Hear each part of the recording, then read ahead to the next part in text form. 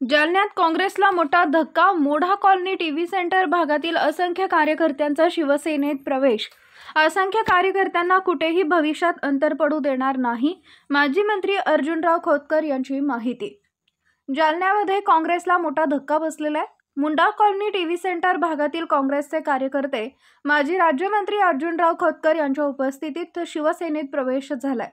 शिवसेना पक्षप्रमुख बाळासाहेब ठाकरे, मुख्यमंत्री एकनाथराव शिंदे यांच्या विचारांवर कार्यकर्त्यांनी माजी राज्यमंत्री अर्जुनराव खोतकर यांची साथ देण्याचं ठरवलेलं आहे.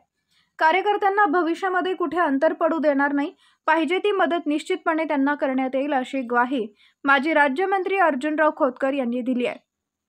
आज दिनांक 2 जुलै रोजी दुपारी 3 वाजेच्या दरम्यान भाग्यनगर येथील दर्शना निवासस्थानी प्रवेश सोहळा संपन्न झाला. यावेळी लक्ष्मण अवघड, संदीप नरवडे, प्रवीण जगताप, रतन लाड, विजय लाड, सुधाकर धावरे, शरद कसबे, किशोर लांडगे, प्रकाश कांबळे, पवन सावळे, संदीप सुतार, मारुती कांबळे, मोहसिन अन्सारी, विकास भालेराव, राहुल जामकर, विकास आदींसह असंख्य कार्यकर्त्यांचा शिवसेनेत प्रवेश झालाय. यावेळी शिवसेना संपर्क प्रमुख पंडितराव भुतेकर, माजी गट नेता राहुल हिवराळे, शिवसेना युवा सेना पदाधिकारी उपस्थित होते. बसलेले काय सांगा?